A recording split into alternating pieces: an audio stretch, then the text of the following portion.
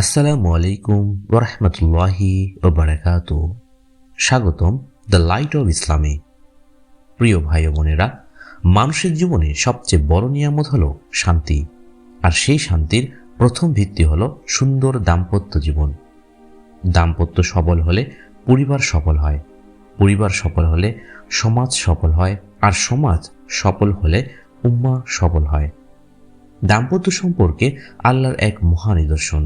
আল্লাহ তাআলা বলেন, তার নিদর্শনসমূহের মধ্যে একটি হলো তিনি তোমাদের মধ্য থেকে তোমাদের জন্য সঙ্গিনী সৃষ্টি করেছেন, যাতে তোমরা তাদের নিকট শান্তি পাও, এবং তিনি তোমাদের মধ্যে ভালোবাসা ও দয়া স্থাপন করেছেন। সূরা রুম আয়াত 21। এই আয়াত বলছে, দাম্পত্য মানে শুধু শরীরের সম্পর্ক নয়, বরং শান্তি, প্রেম, রহমত, নিরাপত্তা ও প্রশান্তির সম্পর্ক। দাম্পত্য জীবনে সদ্ব্যবহার ও চরিত্রের গুরুত্ব। আল্লাহ তাআলা বলেন, আর তোমরা তোমাদের স্ত্রীদের সাথে সদ্ব্যবহার করো। সূরা নিসা আয়াত 19। রাসূল সাল্লাল্লাহু আলাইহি সাল্লাম বলেছেন, তোমাদের মধ্যে সেই উত্তম যে তার পরিবারের সাথে উত্তম আচরণ করে। সহিহ বুখারী। অর্থাৎ যে মানুষ বাইরের মানুষের সাথে ভালো কিন্তু ঘরের মানুষকে কষ্ট দেয়, সে উত্তম মানুষ নয়। স্বামীর দায়িত্ব ও করণীয়। ভরণ পোষণের দায়িত্ব। পুরুষরা নারীদের রক্ষণাবেক্ষণের দায়িত্বে রয়েছে। সূরা নিসা আয়াত 34। স্বামী স্ত্রীকে খাদ্য, পোশাক, চিকিৎসা ও আবাসের ব্যবস্থা করবে, এটি ওয়াজিব। ভালোবাসা, সম্মান ও কোমল আচরণ। রাসূল সাল্লাল্লাহু আলাইহি সাল্লাম বলেছেন, নারীদের সঙ্গে কোমল ব্যবহার করো। সহিহ মুসলিম।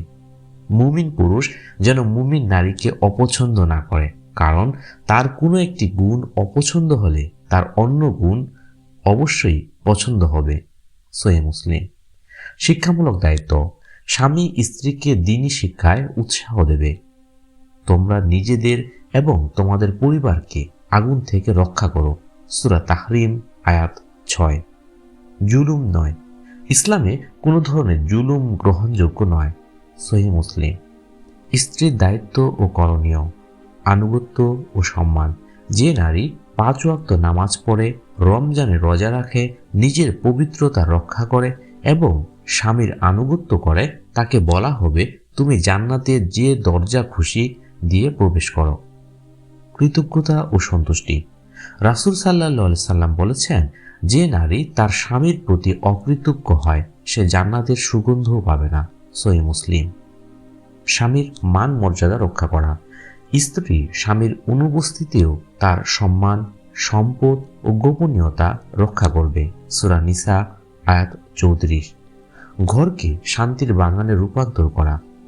মূল দায়িত্ব, স্বামীকে বাড়িতে আসলে শান্তি দেওয়া, মানসিক প্রশান্তি দেওয়া, ভালো ব্যবহার করা। দাম্পত্য ভাঙ্গার মূল কারণ: অহংকার, রাগ ও অভিশাপ দেওয়া, পরনিন্দা, সন্দেহ, তুলনা ইত্যাদি। দায়িত্বহীনতা, যোগাযোগের অভাব। সমাধান: একটি বাক্য ঘরকে জান্নাতে পরিণত করতে পারে। দুঃখ পেও না, আমি তোমার পাশে আছি। ক্ষমা, ধৈর্য, সম্মান, যোগাযোগ এবং দোয়া, এগুলোই সুখী দাম্পত্যের চাবিকাঠি। হে আল্লাহ, আমাদের ঘরে শান্তি দিন। হে আল্লাহ, আমাদের সম্পর্ককে মওদ্দা ও রহমতে পূর্ণ করুন। হে আল্লাহ, আমাদের পরিবারকে জান্নাতের বাগানে রূপান্তর করুন। প্রিয় ভাই ও বোনেরা, দাম্পত্য হলো সবচেয়ে বড় আমানত। একে অবহেলা করে না, বরং রক্ষা করতে হয়। যদি এই আলোচনাটি আপনাদের ভালো লেগে থাকে, তবে শেয়ার করুন, সাবস্ক্রাইব করুন দ্য লাইট অব ইসলাম। আমাদের জন্য দোয়া করুন। আল্লাহ আপনাদের উত্তম প্রতিদান দিন। ধন্যবাদ। আসসালামু আলাইকুম ওয়া রাহমাতুল্লাহি ওয়া বারাকাতুহু।